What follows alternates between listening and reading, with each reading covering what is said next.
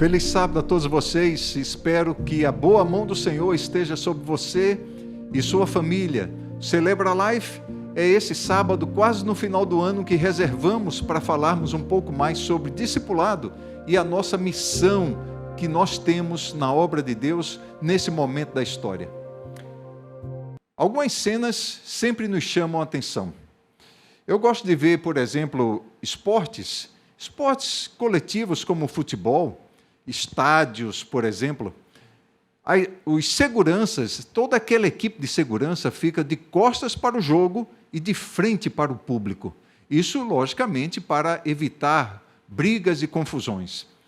Mas se fizermos um paralelo com a igreja, às vezes parece que boa parte da nossa igreja fica apenas olhando para os membros e parece que de costas para a missão, de costas para o seu chamado, de costas para a vocação. E o nosso estudo dessa manhã é exatamente sobre esse tema. Qual é o nosso papel? O que é que Deus espera? O que Deus conta comigo e com você? E a mensagem dessa manhã está em Isaías capítulo 61. Nós vamos abrir e vamos orar também. Pai querido, nós rogamos a Tua bênção sobre o estudo da Tua palavra nessa manhã. Que seja de edificação para o Teu povo, em nome de Jesus. Amém. O livro de Isaías, segundo alguns, é tido como uma mini-bíblia, porque o livro tem 66 capítulos e a Bíblia tem 66 livros. Uma mini-bíblia, 39 corresponde ao primeiro bloco e 27 corresponde ao segundo bloco. No primeiro bloco, nós temos a ênfase em Jerusalém, nós temos a ênfase na libertação da Síria e da Assíria, o juízo divino contra Jerusalém. Parece realmente a ênfase do Antigo Testamento sobre os pecados de Jerusalém, a circunvizinhança, conflitos, guerras. O segundo bloco, que são 27 capítulos, fala sobre libertação da Babilônia, fala especialmente sobre o Messias, sobre restauração, sobre libertação. Parece realmente o Novo Testamento, com a ênfase no Messias. O segundo bloco de Isaías começa no capítulo 40 com uma frase assim: Consolai, consolai o meu povo, diz o vosso Deus. Capítulo 40 e o verso 1. A certeza de que o Messias viria. Na verdade, o livro de Isaías tem duas certezas. O povo vai para o exílio, o povo vai, mas volta. Um aparente fracasso resultará em eterna vitória. O livro apresenta a dura realidade do povo em pecado, liderado por diversos reis, até chegar o exílio. Porém, Isaías também apresenta que nós podemos destruir uma geração. Todos nós podemos destruir porque todos nós temos influência sobre pessoas. As nossas escolhas determinam o nosso futuro. E é por isso que nós temos tantas famílias destruídas, tantas carreiras profissionais destruídas, tantas carreiras espirituais na igreja destruídas. Quem destrói? Nós mesmos. Com as nossas escolhas diárias, nós destruímos o nosso futuro.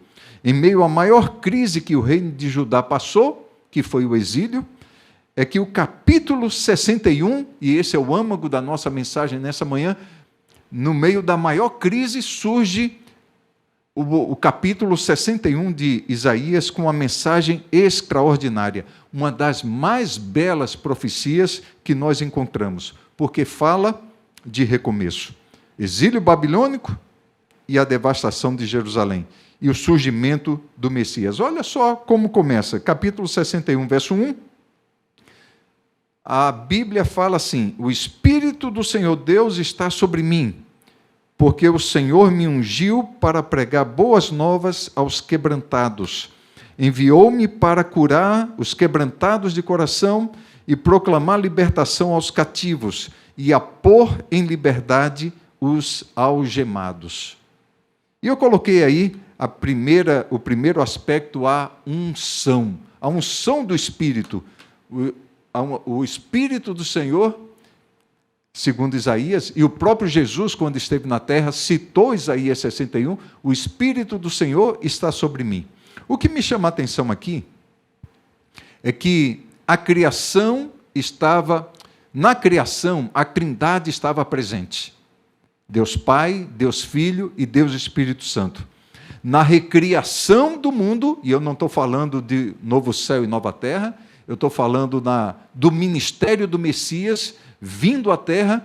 Nesse momento do ministério do Messias, a Trindade lá estava. E aqui, o Espírito do Senhor está sobre mim.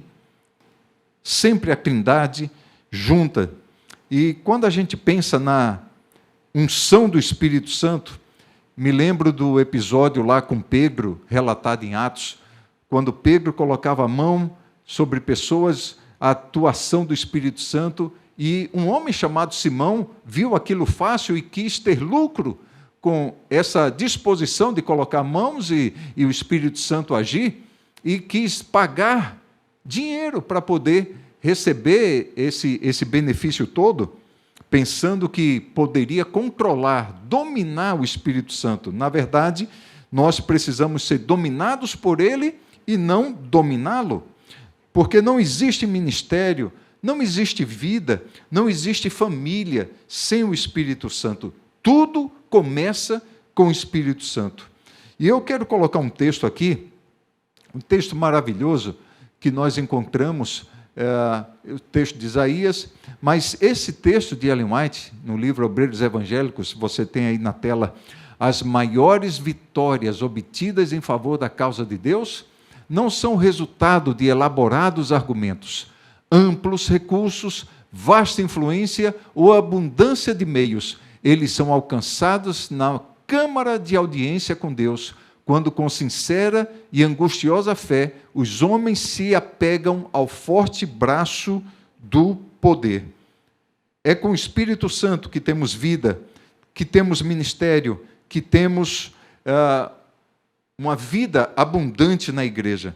Nós fomos ungidos no início, quando aceitamos, recebemos o Espírito Santo. Só que hoje o que a gente vê é que é muito fácil terminar a unção, mas nós não fomos chamados para terminar com a unção, nós fomos chamados para terminar a nossa jornada na terra, a nossa parte no ministério. Infelizmente, algumas pessoas terminam a sua parte, como Paulo, acabei a carreira, guardei a fé. Só que algumas pessoas acabam com a unção que recebeu no início da sua trajetória cristã. E eu faço uma pergunta para vocês: quem é o ministro na igreja? É o pastor, certo? E os membros da igreja são o quê? Espectadores? Os que assistem o jogo de costas, esses são os membros da igreja, eles têm uma responsabilidade menor do que os ministros? Eu quero colocar um texto que Paulo fala. O apóstolo Paulo ele diz assim, 2 Coríntios 13, verso 6, o qual, Deus, o qual nos capacitou para sermos ministros de uma nova aliança. Nós fomos chamados para um ministério, fomos chamados para expandirmos o reino de Deus, nós fomos chamados para saudar a bandeira do príncipe Emanuel, nós fomos chamados para sermos embaixadores do rei com visto temporário, porque estamos aqui nessa terra, um dia estaremos na eternidade, então o nosso visto aqui é temporário, mas nós temos todos um ministério. O ministério não é apenas para o pastor, é para todos os membros. E Paulo diz assim, ele nos capacitou para sermos ministros. Eu e você somos ministros de uma nova aliança. E o que faz um ministro? O termo ministério, na Bíblia, é sinônimo da palavra servir. E Paulo usa um termo, quando ele diz assim lá em Romanos 12, 7, se é para ministério, que você possa ministrar, mas essa palavra, ministério, algumas versões têm como serviço, então, outras versões dizem, se é para servir, sirva. Ou seja, ministério é servir. E Pedro coloca, então, esse texto bem conhecido de todos, quando ele diz assim: vocês são geração eleita, reino de sacerdotes, nação santa, povo que pertence a Deus, para anunciar as grandezas daquele que o chamou das trevas para a sua maravilhosa luz. Entendemos então que todos nós somos ministros, conforme Paulo diz. Pedro fala que todos nós somos sacerdotes, que somos de uma nação santa. Para quê? Para anunciar as grandezas, ou seja, para anunciar o Evangelho. Nós fomos chamados e temos um ministério que é levar o conhecimento da palavra de Deus, a salvação em Deus, para outras pessoas. A revista Mundo Cristão, de 17 de julho de 2025, trouxe uma pesquisa que aponta que 64% dos cristãos, em geral, nunca levaram alguém à fé em Jesus. 64%. E termina essa pesquisa dizendo que apenas 19% afirmam sentir pessoalmente a responsabilidade em compartilhar o Evangelho.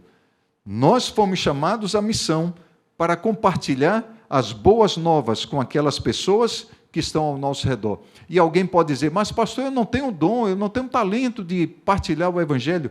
Amigos, está aparecendo aí na tela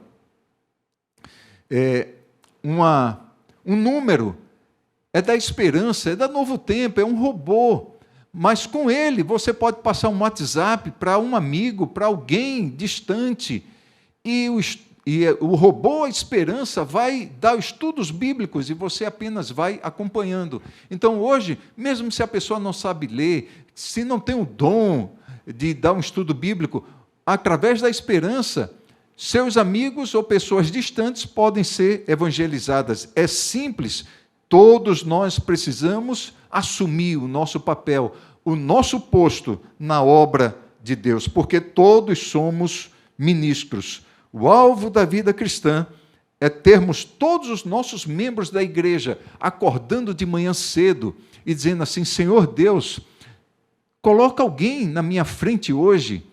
Eu vou viajar, eu vou para o setor de trabalho, eu vou para a universidade.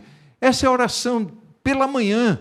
Jovens, adolescentes, adultos, orando para que Deus coloque pessoas na sua frente naquela semana, naquele dia, e tenha certeza de que o Espírito Santo vai operar na sua vida, porque esse é o grande alvo, o grande desejo de Deus para a sua vida: compartilhar o Evangelho. Ministro para compartilhar o Evangelho.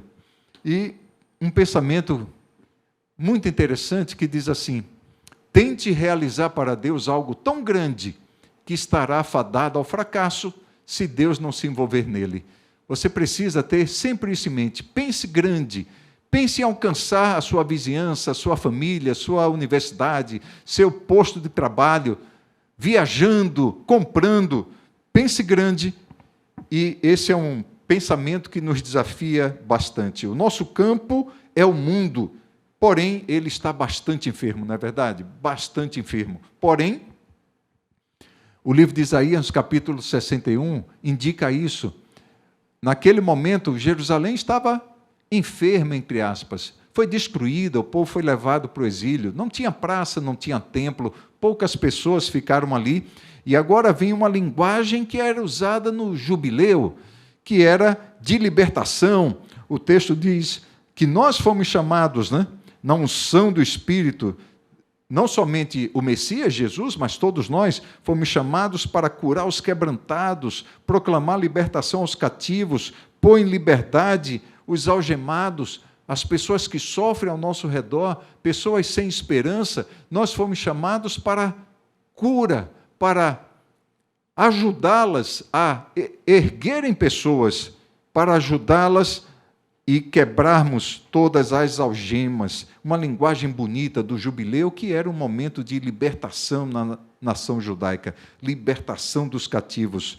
E eu gosto de pensar, olhando pessoas doentes, pessoas quebrantadas, pessoas humilhadas, quando Deus não conserta, Ele consola. No tanque de Betesda, tinha muitos enfermos ali. Jesus curou um. Ele curou um. E eu gosto de pensar, a cura para uns, mas a esperança para todos. Nós podemos não ver cura para todos, resolução de todos os problemas, mas como ministros, pregando o Evangelho, nós podemos dar esperança a todas as pessoas. Famílias quebrantadas, sofridas, essa é a nossa missão, de ajudá-las a serem erguidas. Isso pode ser feito de forma individual. Há muitas pessoas que fazem esse tipo de trabalho, distribuição de literatura, estudo bíblico, uma oração, uma visita, sozinhas. Mas é muito mais fácil fazer através de um pequeno grupo, um dando força ao outro, um ajudando ao outro, mais experiente com o menos experiente. É na força de um grupo que nós nos movimentamos. É muito mais fácil. Pequenos grupos, por exemplo, que, além dos seus encontros semanais de apoio mútuo, de edificação espiritual, ajudam também na comunidade, pintando casas, arrumando, ajeitando casas, com cursos profissionalizantes, ministérios de bike, de saúde, sejam nas dependências da igreja ou na comunidade. O importante é nós assumirmos o nosso posto de serviço, dando estudos bíblicos, acompanhando ou sendo acompanhado, levando alguém ao pequeno grupo, levando alguém para as casas e ajudando também na comunidade. Era assim que Jesus desenvolvia o seu ministério, libertação dos cativos. Em Caná, no seu primeiro milagre, ele não fez surgir água nos recipientes, apenas transformou em vinho. Milagre é Deus mudar o de sempre no inesquecível. Milagre é Deus mudar o de sempre no inesquecível. A água de sempre no vinho que era inesquecível. E em outro momento, Jesus, falando para líderes, disse assim: vai e faze tu o mesmo. Nós somos ministros, temos uma missão, o mundo é a nossa missão, pessoas quebrantadas, e Isaías diz que o Espírito do Senhor está sobre nós, para nós ajudarmos essas pessoas a se levantarem. Uma segunda coisa que me chama a atenção em Isaías 61 é o verso 2, a graça e a justiça. E o texto diz assim: a apregoar o ano aceitável do Senhor e o dia da vingança do nosso Deus, a consolar todos os que choram. Olha que coisa maravilhosa, a graça e a justiça, para proclamar o ano da bondade do Senhor e o dia da vingança. Curioso, o ano e o dia. O ano da bondade do Senhor e o dia da vingança. Parecem opostos, não? O dia e o ano. Nós fomos chamados para proclamarmos o ano e o dia. O Salvador veio trazer salvação e guerra. A guerra seria para os que rejeitassem. Agora eu faço uma pergunta: rejeitar. O que é que as pessoas perdem? O que as pessoas perdem quando rejeitam a Deus, quando rejeitam Jesus? E eu coloquei alguns pontos só. O que as pessoas perdem? Porque falam que traria salvação e guerra ao mesmo tempo. Guerra para os que rejeitassem. O que elas perdem? Algumas coisas. Paz, por exemplo. A minha paz vos dou. Só que minha paz é diferente da que o mundo dá. Então, as pessoas que rejeitam Deus não têm a paz que só Ele dá. As pessoas também, quando rejeitam Deus, elas perdem a alegria da salvação. Mesmo circunstâncias difíceis, a alegria. As pessoas que rejeitam Deus também perdem a alegria. As pessoas que rejeitam Deus também perdem esperança, porque a esperança está atrelada a um novo céu e uma nova terra. Paulo diz: eu sei em quem tenho crido, que é poderoso para guardar o meu tesouro até o final. E as pessoas que rejeitam Deus também perdem a companhia na jornada. Lembram lá do Salmo 23? Eu estarei convosco no vale da sombra da morte. Quando passar no vale da sombra da morte, o pastor estará comigo. E o próprio Jesus disse: eu estarei com vocês todos os dias até a consumação dos séculos. Então, quem rejeita Deus também perde a companhia na jornada. O ano aceitável do Senhor chegaria em breve à terra, trazendo salvação em suas asas. Não seria uma reconstrução, seria uma edificação. E eu fico pensando, o que é igreja então? O que é igreja? É um ajuntamento de pessoas que saíram do mundo para uma nova luz. Elas foram chamadas para fora. Isso que significa a palavra igreja. Chamados para fora. Mas para quê? Para ficarem reunidas, assentadas no banco? Não, elas foram chamadas para testemunharem. A essência é salvar e servir. Já ouviu essas duas palavras? Salvar e servir. Nós fomos chamados para salvar e servir. Salvar os que estão fora e servir aos que estão dentro. Lógico que a gente serve também aos de fora, na comunidade, fazendo com que a igreja seja alcançada, estendendo seus braços, mas através dos dons espirituais nós servimos uns aos outros internamente e buscamos pessoas lá fora, salvar e servir. E a parábola dos talentos ilustra muito bem isso. Nós recebemos para multiplicar. E como é que nós multiplicamos? Servindo. Nós multiplicamos servindo. No reino de Deus é assim. Quando não servimos, não existimos. E falar em servir, hoje a igreja fala bastante de missão transcultural. Que coisa apaixonante, porque nós fomos chamados para sermos bênçãos na nossa comunidade, semanalmente, diariamente, mas é possível alguns irem para a missão fora da sua região, fora do país. Esse ano, a nossa união aqui na Bahia e Sergipe, nós enviamos 87 missionários além mar, fora do Brasil, 87. Queremos enviar 70 o ano que vem, pelo menos. Quem se dispõe? De repente, alguém que está nos ouvindo nesse dia, se dispõe aí. Está aparecendo um QR Code aí, onde você pode, então, acessar e ter um contato inicial. Como é que você pode participar para o ano que vem, 2026, além mar, numa missão transcultural, servir e salvar? O texto, então, coloca que todos teriam acesso ao trono de Deus. Ao trono de Deus. Teriam perdão e direito a uma nova vida. A uma nova vida.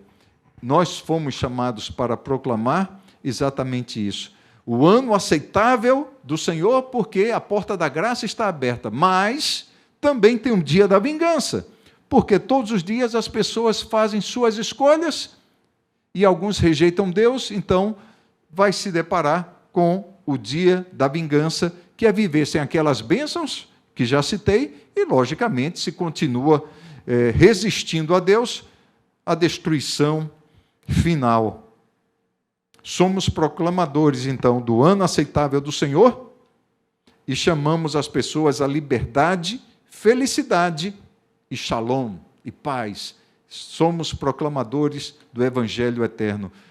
A terceira coisa que me chama a atenção no texto é consolação e restauração. Consolação e restauração. Na verdade, a Bíblia diz assim: para consolar todos os que estão tristes e dar a todos os que choram em Sião uma bela coroa em vez de cinzas, o óleo da alegria em vez de pranto, e um manto de louvor em vez de espírito deprimido. Eles serão chamados carvalhos de justiça, plantio do Senhor para manifestação da sua glória. Reconstruirão as velhas ruínas, restaurarão os antigos escombros, renovarão as cidades arruinadas que têm sido devastadas de geração em geração. E eu gosto muito desse final do raciocínio de Isaías 61. Consolação e restauração. E o texto diz que, em breve, colocaria coroa em vez de cinzas. Essa coroa era usada por noivos, pelos noivos, ou pelo um guerreiro vitorioso. Uma coroa. E o texto diz que, em breve, com a pregação do Evangelho, com a restauração de todas as coisas, nós receberemos a coroa em vez de cinzas. Cinzas que era a ignomínia, eram situações complexas. Uma coroa. Só quem tinha era o noivo ou um guerreiro vitorioso. Em breve, diz a Bíblia, aquele que há de vir virá e não tardará. Nós teremos uma coroa. Sairemos do caos à glória. Hoje, podemos desejar alguém que nos enxugue as lágrimas, mas está chegando o dia de ver aquele que impedirá as lágrimas caírem. Esse é o nosso grande sonho, essa é a nossa grande esperança. Mas o texto também diz que também teremos o óleo da alegria. O óleo da alegria. O óleo era colocado da alegria, logicamente, em momentos felizes, em momentos de celebração, era que as pessoas tinham direito ao óleo da alegria. E o Salmo 45, verso 7 diz assim: Tu amas a justiça e odeias a impiedade. Por isso, Deus, o teu Deus te ungiu com óleo de alegria, mais do que a teus companheiros. O texto se refere a Cristo. Se refere a Cristo. Mas o ponto central é que o óleo da alegria era uma referência para momentos de celebração. O Salmo 23 diz assim: Unge minha cabeça com óleo. O óleo representa o Espírito Santo. Havia o óleo da unção sacerdotal, restauração do emocional, espiritual e de status. Em tempos de tristeza, não se usava o óleo. Lá em Daniel 10, verso 3, a Bíblia diz assim, Daniel falando: alimento desejável não comi, nem carne nem vinho entraram na minha boca, nem me ungi com óleo, até que se cumprissem as 3 semanas. Tempo de tristeza não havia, mas o que o Senhor promete é óleo de alegria, porque o Senhor promete restauração de todas as coisas. E o texto também fala vestes de louvor. O Senhor vai nos dar vestes de louvor, tirar as vestes de pranto e luto e nos colocar vestes de louvor. Vestes brancas estão ordenadas aos santos, aos vencedores. E, finalmente, o texto fala em carvalhos de justiça. Carvalhos de justiça. Maturidade, robustez, força espiritual. Mesmo na dificuldade, mas a esperança é maior do que a dificuldade. Edificarão os lugares antigamente assolados. Restauração. Restaurarão os anteriormente destruídos. Renovarão as cidades assoladas, destruídas de geração em geração. Nós temos um ministério, nós temos uma missão, nós fomos chamados para trabalharmos, seja individualmente, mas é mais fácil através de uma rede de pequenos grupos, mas temos um discipulado que recebemos do Senhor Jesus Cristo. E sabe, queridos, quando nós vivemos essa alegria do Evangelho, nós passamos a ser ungidos pelo Espírito Santo, passamos a fazer todas essas coisas que nós lemos aqui na introdução, nos primeiros versos do Isaías 61. E só quem vive essa experiência é capaz de se deparar com essa grande diferença. Há tanta diferença entre as alegrias espirituais e as terrenas, quanto entre um banquete saboreado e outro pintado na parede. Que diferença! É essa a diferença entre um cristão que entendeu a sua missão na terra e um cristão que não entendeu. É um banquete que um está saboreando e o outro está vendo pintado na tela. E eu quero terminar a mensagem dessa manhã só dizendo uma coisa. A Bíblia, ela é muito especial. E todo mundo entende que, por exemplo, o verso mais conhecido da Bíblia é São João 3,16. Lá fala do âmago. O porquê de tudo isso que estamos tendo nessa terra. O porquê de Isaías 61. O porquê de Jesus ter vindo à terra, receber o Espírito e começar o seu ministério e nós seguirmos as suas pegadas. E eu termino com esse pensamento, já que é bem conhecido São João 3,16. São João 3,16 tem um resumo que é assim, é que um dia o céu esteve aberto para entregar, para que um dia o céu esteja aberto para receber. Na primeira cena, foi o filho. Na segunda cena, é você. Seja bem-vindo ao discipulado. Seja bem-vindo às pegadas do Salvador. Seja bem-vindo, você ouvirá no seu ouvido, um dia, em breve, seja bem-vindo, servo bom e fiel. Espero que a sua vida seja mudada. Espero que a sua vida receba o toque do Espírito Santo, que haja comprometimento com a missão, uma verdadeira vida discipulado, nada de dar as costas para a missão, nada de somente olhar os irmãos, mas sim aceitar o chamado, a vocação, combater o bom combate, guardar e cumprir, finalizar a carreira e ver o autor e consumador da nossa fé, Jesus Cristo. Quantos querem nessa manhã levantar as mãos aos céus e dizer: eu aceito, eu espero em Ti, Senhor? Que Deus abençoe ricamente a sua vida. Vamos orar? Pai querido, obrigado pelo estudo da Tua palavra. E a nossa petição, Pai, quase no final do ano, no momento de avaliação de nossas vidas, que a nossa vida esteja no Teu altar, para a glória do Teu nome. E nós queremos levar muita gente para o céu, Pai, através do nosso trabalho, da nossa influência, do nosso legado. Nós nos entregamos ao Senhor, em nome de Jesus. Amém.